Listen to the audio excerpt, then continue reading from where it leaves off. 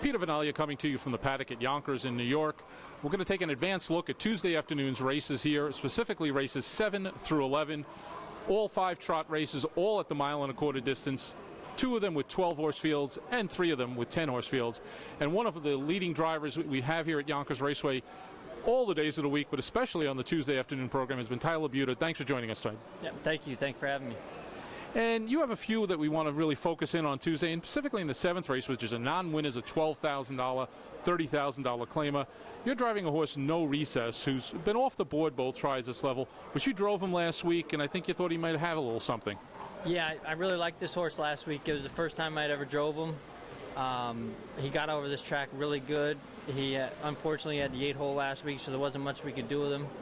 He did draw a lot better this week, so I'm hoping to give him a good shot. Now, he does, as you say, he goes 8-hole to 2-hole, but of course one of the issues is you've got 4 trailers behind this one, but he does seem to have a little bit of an early foot that may be useful. Yeah, the rail horse can lead very good, so we'll definitely push out of there with him and try and get up close. Now, obviously, again, with the 4 trailers, you certainly don't want to have to get looped by a bunch of horses and kind of get stuck with the rest of the pack. In the 8th race, you're driving a horse, Time Will Tell All, who is a proven winner this ladder. You're driving for trainer Dennis Laterza. You drove him more recently in the SOA Trotting Series. I believe you also drove him earlier than that. You finished 4th in the SOA Trotting Series in one of the legs. Tell us about him. I mean, he loves to make money, 4th, 3rd, 5th, 2nd, so he's always right there. And I'm not sure, I've never driven him at the distance races. I've only driven him in a mile.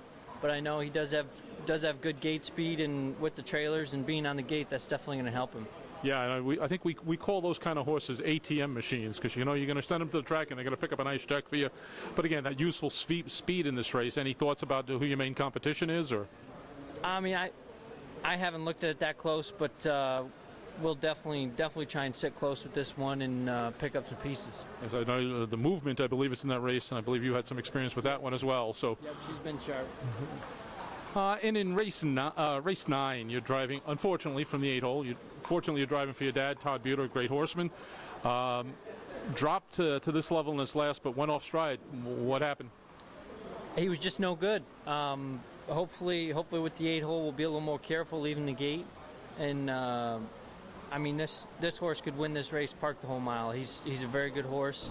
He just needs to mind his manners and behave.